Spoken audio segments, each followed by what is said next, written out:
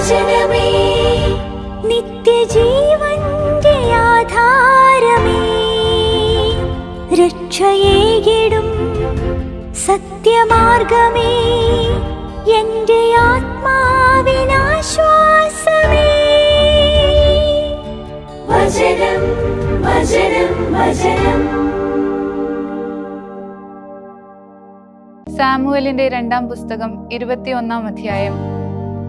ദാവീദിന്റെ കാലത്ത് 3 വർഷം ഒന്നിനു പുറകെ ഒന്നായി ക്ഷാമമുണ്ടായി. അപ്പോൾ ദാവീദ് കർത്താവിന്റെ മുഖം തേടി. കർത്താവ് അരുൾ ചെയ്തു, സാവൂൾ ഗിബെയോൻകാരെ കൊന്നതുകൊണ്ട് അവന്റെയും കുടുംബത്തിന്റെയും നേർക്ക് രക്തപാതക കുറ്റമുണ്ട്. രാജാവ് ഗിബെയോൻകാരെ വിളിച്ചുകൂട്ടുകയും അവരോട് ചോദിക്കുകയും ചെയ്തു. ഗിബെയോൻകാർ ഇസ്രായേലിൽ പെട്ടവരായിരുന്നില്ല, മറിച്ച് അമോരികളുടെ ഒരു ശിഷ്ടഭാഗമായിരുന്നു. അവരോട് ഇസ്രായേലിയർ പ്രതിജ്ഞ ചെയ്തിരുന്നുവെങ്കിലും ഇസ്രായേലരോടും യൂദാക്കാരോടുമുള്ള തന്റെ തീക്ഷ്ണതയിൽ സാവൂൾ അവരെ ആക്രമിക്കാൻ ശ്രമിച്ചിരുന്നു. ദാവീദ് ഗിബെയോൻകാരോട് ചോദിച്ചു, ഞാൻ നിങ്ങളോട് എന്താണ് ചെയ്യേണ്ടത്? നിങ്ങൾ കർത്താവിന്റെ അവകാശത്തെ അനുഗ്രഹിക്കേണ്ടതിന് ഞാൻ എന്തിനെ കൊണ്ട് പരിഹാരം ചെയ്യണം? ഗിബെയോൻകാർ അവനോട് പറഞ്ഞു, സാവൂളിന്റെ പക്കലോ അവന്റെ കുടുംബത്തിന്റെ പക്കലോ ഉള്ള വെള്ളിയും പൊന്നും ഞങ്ങൾക്ക് വേണ്ട. ഇസ്രായേലിൽ കൊല്ലാൻ ഞങ്ങൾക്ക് ആളുമില്ല. അവൻ പറഞ്ഞു, നിങ്ങൾ പറയുന്നതെന്തും ഞാൻ നിങ്ങൾക്ക് വേണ്ടി ചെയ്യാം. അവർ രാജാവിനോട് പറഞ്ഞു, ഞങ്ങളെ നശിപ്പിച്ചവനും ഇസ്രായേൽ പ്രദേശത്തെങ്ങും നിലയുറപ്പിക്കുന്നതിൽ നിന്ന് ഞങ്ങൾ ഇല്ലായ്മ ചെയ്യപ്പെടാൻ ഞങ്ങൾക്കായി പദ്ധതിയിട്ടവനുമാണ് അയാൾ. അവന്റെ പുത്രന്മാരിൽ നിന്ന് 7 പേർ ഞങ്ങൾക്ക് ഏൽപ്പിക്കപ്പെടട്ടെ. കർത്താവിന്റെ തെരഞ്ഞെടുക്കപ്പെട്ട സാവൂളിന്റെ ഗിബെയായിൽ ഞങ്ങൾ അവരെ കർത്താവിനായി തൂക്കിലേറ്റട്ടെ. രാജാവ് പറഞ്ഞു, ഞാൻ ഏൽപ്പിക്കുന്നതായിരിക്കും. എന്നാൽ തങ്ങൾ തമ്മിൽ, അതായത് ദാവീദും ജോനാഥനും സാവൂളും തമ്മിലുണ്ടായിരുന്ന ഒരു കർത്തൃശബ്ദത്തെ പ്രതി സാവൂളിന്റെ മകനായ ജോനാഥന്റെ മകൻ മെഫിബോശത്തിനെ രാജാവ് അതിൽ നിന്നും ഒഴിവാക്കി. സാവൂളിനായി അയ്യായുടെ മകൾ റിസ്പ പ്രസവിച്ച അർമോനി, മെഫിബോഷത്ത് എന്നീ 2 പുത്രന്മാരെയും മെഹോലോക്കാരൻ ബർസിലായുടെ മകനായ അദ്രിയേലിനായി സാവൂളിന്റെ മകൾ മേരബ് പ്രസവിച്ച 5 പുത്രന്മാരെയും രാജാവ് പിടികൂടി. ഗിബെയോൻകാർക്ക് അവരെ കൈയേൽപ്പിച്ചു. അവർ അവരെ കർത്തൃസന്നിധിയിൽ മലയിൽ തൂക്കിലേറ്റി. അങ്ങനെ അവർ 7 പേരും ഒരുമിച്ച് നിബദിച്ചു. ആദ്യ വിളവെടുപ്പ് കാലത്ത്, അതായത് യവം കൊയ്ത്തിന്റെ തുടക്കത്തിലാണ് അവർ മൃതിപ്പെട്ടത്. അനന്തരം അയ്യായുടെ മകൾ റിസ്പ ചാക്കെടുത്ത് അത് തനിക്കായി പാറയിലേക്ക് വിരിച്ചു. കൊയ്ത്താരംഭം മുതൽ അവയുടെ മേൽ ആകാശത്തു നിന്ന് വെള്ളം വർഷിക്കപ്പെടുന്നത് വരെ അവയുടെ മേൽ പകൽ ആകാശപ്പറവയെയോ രാത്രി വന്യമൃഗത്തെയോ സ്വൈരവിഹാരത്തിന് അവൾ അനുവദിച്ചില്ല.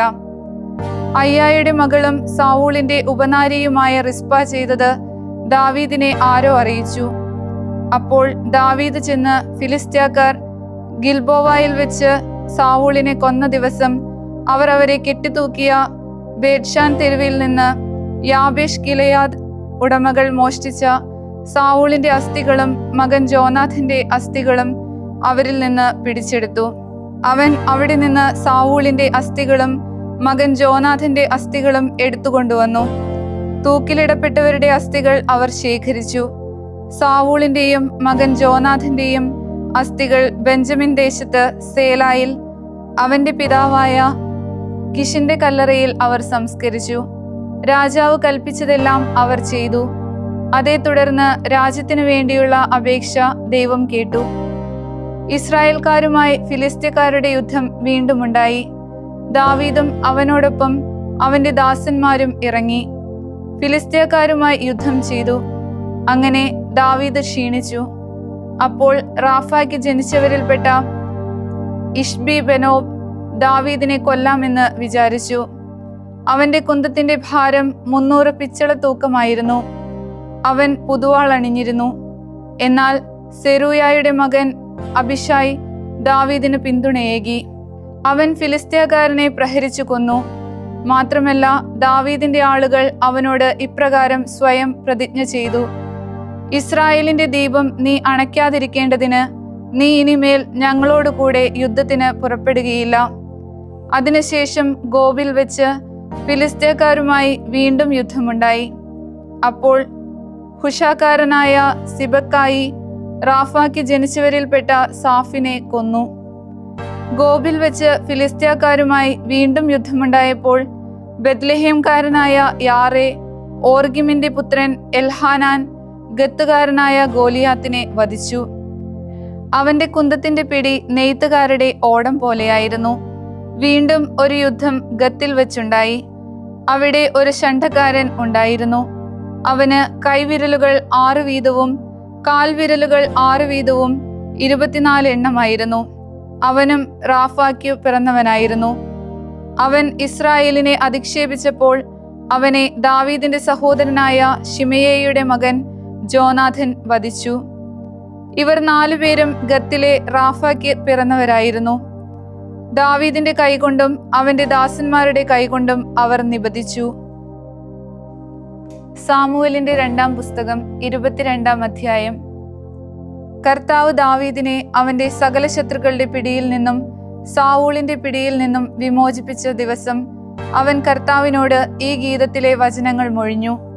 അവൻ പറഞ്ഞു: കർത്താവാണ് എൻ്റെ ശിലയും എൻ്റെ ദുർഗവും എനിക്കുള്ള വിടുതലും. ഞാൻ അഭയം തേടുന്നവനായ എൻ്റെ പാറയായ ദൈവവും എൻ്റെ പരിചയം, എൻ്റെ രക്ഷയുടെ കൊമ്പും എൻ്റെ കോട്ടയും, എൻ്റെ പാലായന സ്ഥലവും എൻ്റെ രക്ഷകനും. അങ്ങ് എന്നെ അക്രമത്തിൽ നിന്ന് രക്ഷിക്കുന്നു. സ്തുത്യനായ കർത്താവിനെ ഞാൻ വിളിച്ചപേക്ഷിച്ചു. എൻ്റെ ശത്രുക്കളിൽ നിന്ന് ഞാൻ രക്ഷിക്കപ്പെട്ടു. മൃത്യുതരംഗങ്ങൾ എന്നെ വലയം ചെയ്തു. വിനാശത്തിന്റെ പ്രവാഹങ്ങൾ എന്നെ കീഴ്പ്പെടുത്തി. പാതാള പാശങ്ങൾ എന്നെ ചുറ്റി. മരണക്കുരുക്കുകൾ എന്നെ നേരിട്ടു. എൻ്റെ കഷ്ടതയിൽ ഞാൻ കർത്താവിനെ വിളിച്ചപേക്ഷിച്ചു. എൻ്റെ ദൈവത്തോട് ഞാൻ വിളിച്ചപേക്ഷിച്ചു. തൻ്റെ ആലയത്തിൽ നിന്ന് അവിടുന്ന് എൻ്റെ സ്വരം കേട്ടു. എൻ്റെ നിലവിളി അവിടുത്തെ കാതുകളിലുണ്ട്. ഭൂമി കുലുങ്ങി വിറച്ചു. ആകാശങ്ങളുടെ അടിസ്ഥാനങ്ങൾ ശോഭിച്ചു. അവിടുത്തേക്ക് കോപമുണ്ടായതിനാൽ അവ കുലുങ്ങി. അവിടുത്തെ നാസികയിലൂടെ പുകയുയർന്നു. അവിടുത്തെ വായിൽ നിന്ന് അഗ്നി കത്തിപ്പടർന്നു. അവിടുന്നിൽ നിന്ന് കനലുകൾ ആളിക്കത്തി. ആകാശങ്ങൾ ചായ്ച്ച് അവിടുന്ന് ഇറങ്ങി വന്നു. അവിടുത്തെ കാലുകൾക്ക് കീഴെ കാർമേഘമായിരുന്നു. കെരൂബിന്മേൽ സവാരി ചെയ്ത് അവിടുന്ന് പറന്നു. കാറ്റിന്റെ ചിറകുകളിൽ അവിടുന്ന് പ്രത്യക്ഷനായി. അവിടുന്ന് തനിക്ക് ചുറ്റും അന്ധകാര പന്തലുകൾ ചമച്ചു. ജലസമാഹാരമായ വാനമേഘങ്ങൾ. അവിടുത്തെ മുൻപിലെ തേജസ്സിൽ നിന്ന് തീക്കനലുകൾ ജ്വലിച്ചു. കർത്താവ് ആകാശങ്ങളിൽ നിന്ന് ഇടിമുഴക്കി. അത്യുന്നതൻ തന്റെ ശബ്ദം പുറപ്പെടുവിച്ചു. അവിടുന്ന് മിന്നൽ പിണർ അമ്പുകളായി അയച്ച് അവരെ ചിതറിച്ചു. അവരെ പായിച്ചു. കർത്താവിന്റെ ശാസനത്താൽ അവിടുത്തെ നാസികയുടെ ഉച്ഛ്വാസവായുവാൽ സമുദ്രത്തിന്റെ ഉൾച്ചാലുകൾ ദൃശ്യമായി. ഉലകാടിത്തറകൾ അനാവൃതമായി. ഉന്നതത്തിൽ നിന്ന് കൈനീട്ടി അവിടുന്ന് എന്നെ എടുത്തു. പെരുവെള്ളത്തിൽ നിന്ന് അവിടുന്ന് എന്നെ പൊക്കിയെടുത്തു. എന്റെ ബലിഷ്ഠ ശത്രുവിൽ നിന്നും എന്റെ വിദ്വേഷകരിൽ നിന്നും അവിടുന്ന് എന്നെ മോചിപ്പിച്ചു. എന്തെന്നാൽ അവർ എന്നേക്കാൾ ശക്തരായിരുന്നു. എന്റെ ദുർദിനത്തിൽ അവർ എന്നെ എതിരിട്ടു. എന്നാൽ കർത്താവ് എനിക്ക് ആലംബമായിരുന്നു. അവിടുന്ന് എന്നെ വിശാല സ്ഥലത്തേക്ക് ആനയിച്ചു. എന്നിൽ പ്രസാദിച്ചതിനാൽ എന്നെ വിമോചിപ്പിച്ചു. എന്റെ നീതിക്കൊത്ത വിധം കർത്താവ് എനിക്ക് പ്രതിഫലം നൽകി. എന്റെ കൈകളുടെ നിർമ്മലതയ്ക്ക് ചേർന്ന വിധം എനിക്ക് തിരികെ തന്നു.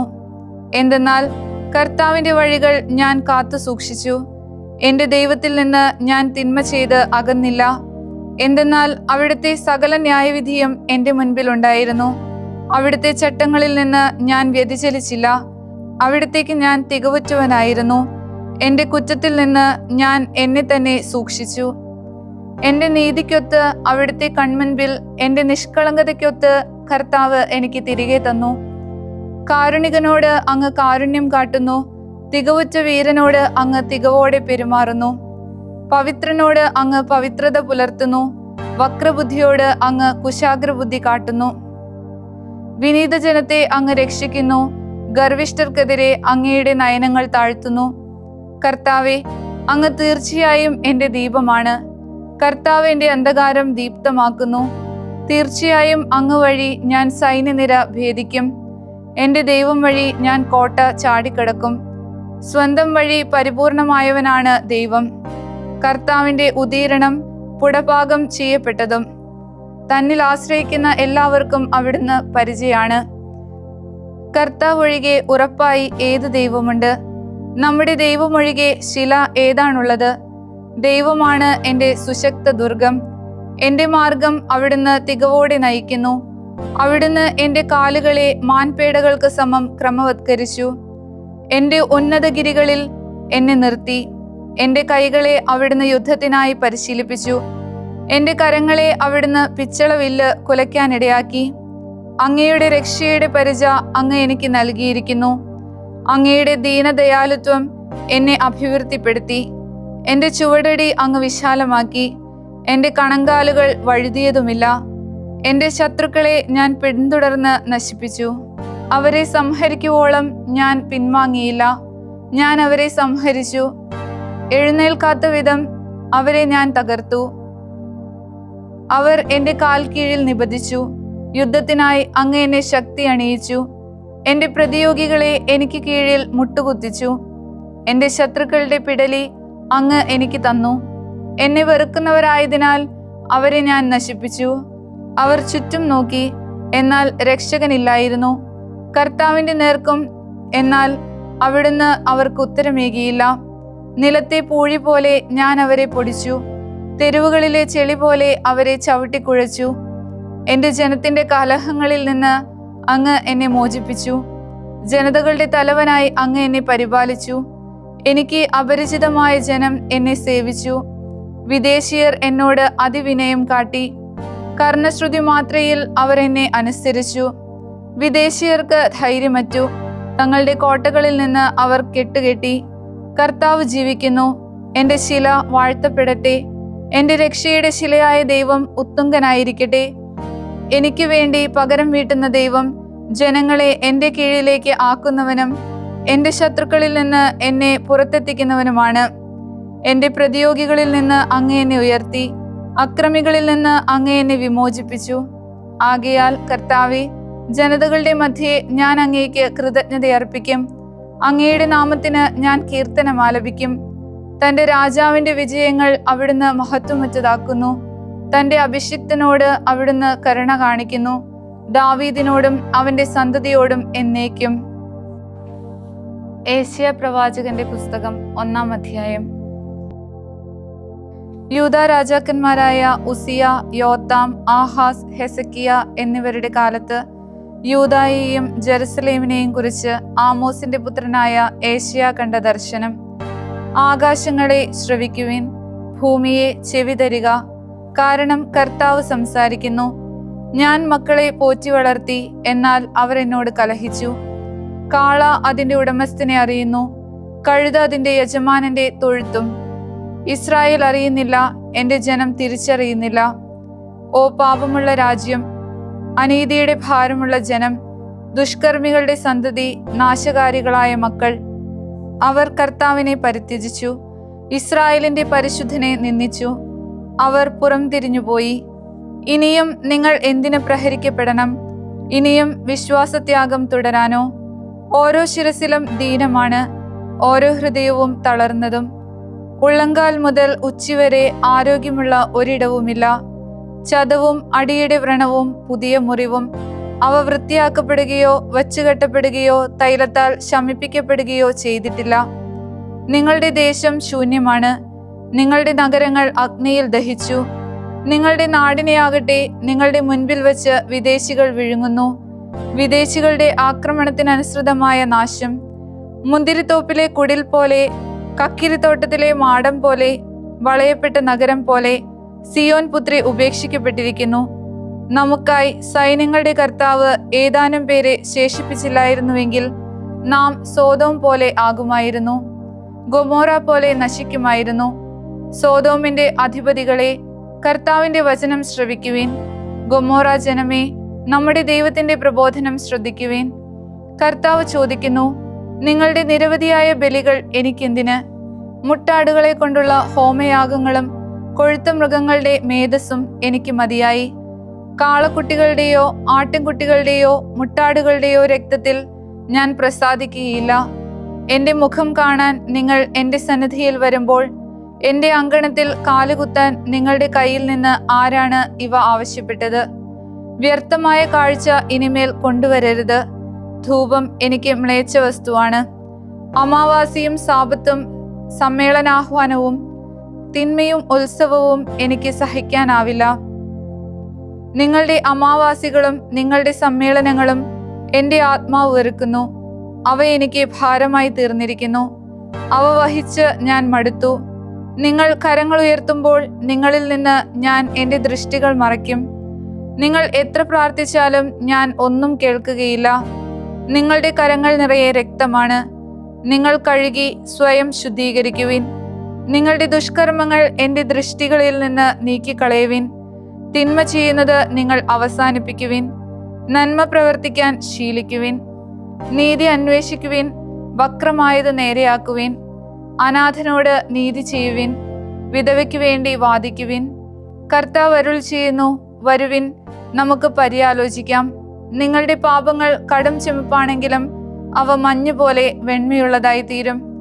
അവ രക്തം പോലെ ചുവന്നതെങ്കിലും വെൺകമ്പിളി പോലെയാകും. മനസ്സുവെച്ച് കേൾക്കുമെങ്കിൽ നിങ്ങൾ ദേശത്തിന്റെ നന്മ ആസ്വദിക്കും. തിരസ്കരിക്കുകയും ധിക്കരിക്കുകയും ചെയ്താൽ വാളിനിരയായി തീരും. കാരണം കർത്താവിന്റെ അധരം സംസാരിച്ചിരിക്കുന്നു. നീതി നിറഞ്ഞിരുന്ന വിശ്വസ്ത നഗരം വേശ്യയായി തീർന്നതെങ്ങനെ? ധർമ്മം കുടികൊണ്ടിരുന്ന അവളിൽ ഇപ്പോഴുള്ളത് കൊലപാതകികളാണ്. നിന്റെ വെള്ളി കിട്ടമായി തീർന്നിരിക്കുന്നു. നിന്റെ പാനീയത്തിൽ വെള്ളം കലർന്നിരിക്കുന്നു. നിന്റെ പ്രഭുക്കന്മാർ ധിക്കാരികളും കള്ളന്മാരുടെ കൂട്ടാളികളുമാണ്. സകലരും സമ്മാനത്തെ സ്നേഹിക്കുകയും കോഴിയുടെ പിന്നാലെ പോവുകയും ചെയ്യുന്നു. അവർ അനാഥന് നീതി നടത്തുന്നില്ല. വിധവകളുടെ വ്യവഹാരം അവരുടെ അടുത്ത് എത്തുകയുമില്ല. അതിനാൽ ഇസ്രായേലിന്റെ ശക്തനും സൈന്യങ്ങളുടെ കർത്താവുമായ നാഥന്റെ അരുളപ്പാട്: എന്റെ ശത്രുക്കളെ കുറിച്ച് ഞാൻ ദുഃഖിക്കുന്നു. എന്റെ വൈരികളോട് ഞാൻ പ്രതികാരം ചെയ്യും.